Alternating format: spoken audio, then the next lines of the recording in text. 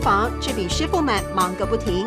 这家以传统猪油饼闻名的老饼店，正在准备做饼的精华。是黑毛猪的那个肥油，在它还没有变质之前，赶快就要破料了。店老板吴清勋对自家猪油饼信心满满，回忆早年物资匮乏，能吃上1块饼是天大的福气。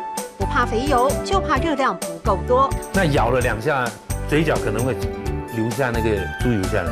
随着时代演变，健康观念提升，猪油饼曾让讲究养生的顾客退避三舍，饼行一度经营困难。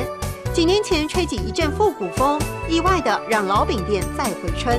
从前都是西式的，所以10几年就会改成，渐渐的人家比较又回头接受汉式结婚喜饼。